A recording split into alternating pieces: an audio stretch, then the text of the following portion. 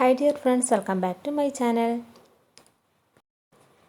അപ്പോൾ ഇന്ന് ഞാൻ വീട്ടമ്മമാർക്കെല്ലാം യൂസ്ഫുൾ ആയിട്ടുള്ള കുറച്ച് കിച്ചൺ ടിപ്സ് ആയിട്ടാണ് വന്നിട്ടുള്ളത്. അപ്പോൾ വീഡിയോ മുഴുവൻ നിങ്ങൾ സ്കിപ്പ് ചെയ്യാതെ കാണാം. അപ്പോൾ നമുക്ക് നേരെ വീഡിയോയിലോട്ട് പോകാം. അപ്പോൾ ഫസ്റ്റത്തെ ടിപ്പ് എന്താണെന്ന് നോക്കാം.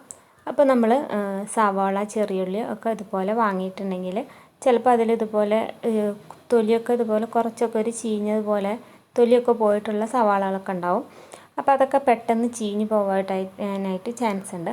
അപ്പോൾ നമ്മൾ സവാള, ചുവന്നുള്ളിയൊക്കെ വാങ്ങിയ സമയത്ത് അത് കുറച്ച് സമയം ഒന്ന് വെയിൽ കൊള്ളിച്ചതിന് ശേഷം നമ്മളത് ഉള്ളിക്കൊട്ടയിലിട്ട് വെക്കുകയാണെങ്കിൽ അത് കുറേ നാൾ ചീഞ്ഞ് പോവാതെ കേടുവരാതെ ഫ്രഷ് ആയിട്ട് തന്നെ നമുക്ക് ഉപയോഗിക്കാനായിട്ട് പറ്റും. അപ്പോൾ ഇനി നമുക്ക് അടുത്ത ടിപ്പ് എന്താണെന്ന് നോക്കാം. അപ്പോൾ അടുത്ത് നമ്മൾ ചെറുനാരക്കൊക്കെ വാങ്ങിയിട്ടുണ്ടെങ്കിൽ അത് കുറേ ദിവസമൊക്കെ ഇരിക്കുമ്പോൾ അത് ഉണങ്ങിപ്പോവാനും അതുപോലെ വാടിപ്പോവാനൊക്കെ ചാൻസ് ഉണ്ട്. അപ്പോൾ ഇതുപോലെ നമ്മളൊരു ഗ്ലാസിൻ്റെ ബോട്ടിലിൽ ചെറുനാരങ്ങ ഇട്ട് വെച്ചിട്ട് അത് മുഴുവനായിട്ട് വെള്ളം ഒഴിച്ചിട്ട് അത് അടച്ച് വെച്ചിട്ട് നമ്മൾ ഫ്രിഡ്ജിൽ സൂക്ഷിക്കുകയാണെങ്കിൽ ഒരുപാട് നാൾ ചെറുനാരങ്ങ ഫ്രഷ് ആയിട്ട് തന്നെ ഇരിക്കും. ഇനി നമുക്ക് അടുത്ത ടിപ്പ് എന്താണെന്ന് നോക്കാം. അപ്പോൾ നമ്മൾ ദോശയൊക്കെ ഉണ്ടാക്കുന്ന സമയത്ത് ചില സമയത്തൊക്കെ ഇതുപോലെ ദോശക്കല്ലിൽ നിന്ന് തീരെ വിട്ട് കിട്ടാതെ വരും.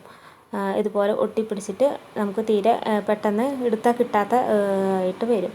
അപ്പോൾ അങ്ങനെയുള്ള സമയത്ത് എന്താ ചെയ്യാൻ നോക്കാം.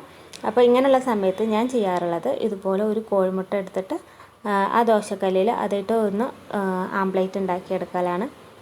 അപ്പോൾ ഇതാ ഞാനൊരു കോഴിമുട്ട എടുത്തിട്ട് അതിൽ കുറച്ച് ഉപ്പിട്ടിട്ട് അതൊന്ന് മിക്സ് ചെയ്തെടുക്കുന്നുണ്ട്. ഇനി സാധാരണത്തെ പോലെ ദോശക്കല്ലിൽ നമുക്ക് എണ്ണ തടവി കൊടുത്തിട്ട് ഈ കോഴിമുട്ട ഒന്ന് ഇതിൽ പൊരിച്ചെടുക്കാം. അപ്പോൾ ഈ ചട്ടിയുടെ എല്ലാ ഭാഗത്തും ഇതുപോലെ ഒന്ന് ആക്കി കൊടുക്കുക.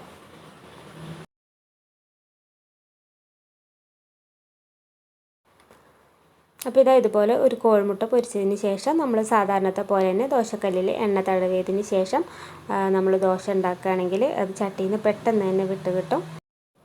അപ്പോൾ ഇനി എല്ലാവരും ദോശയൊക്കെ ഉണ്ടാക്കുമ്പോൾ ഇതുപോലെ ദോശക്കല്ലിൽ നിന്ന് വിട്ട് കിട്ടാത്ത സമയത്ത് ഇതുപോലെ ഒന്ന് ട്രൈ ചെയ്ത് നോക്കിയിട്ട് നിങ്ങളുടെ അഭിപ്രായമൊക്കെ ഒന്ന് കമൻറ്റ് ചെയ്യാനായിട്ട് മറക്കരുത് കേട്ടോ.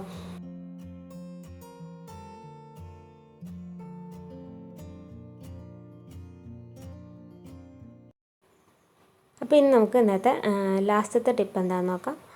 നമ്മൾ മത്തി അതുപോലെ ഇതുപോലെ ചെതുമ്പലുള്ള മീനുകളൊക്കെ വൃത്തിയാക്കുന്ന സമയത്ത് അത് ചെതുമ്പലൊന്നും തെറിക്കാതെ നമുക്ക് എങ്ങനെ ക്ലീൻ ചെയ്യാൻ നോക്കാം. അപ്പോൾ അതിന് വേണ്ടിയതാ ഇതുപോലെ ഒരു പാത്രത്തിൽ കുറച്ച് വെള്ളം എടുക്കുക. എന്നിട്ട് മീനിതാ ഇതിലിങ്ങനെ മുങ്ങിക്കിടക്കണ അതുമാതിരി വേണം വെള്ളം എടുക്കാനായിട്ട്.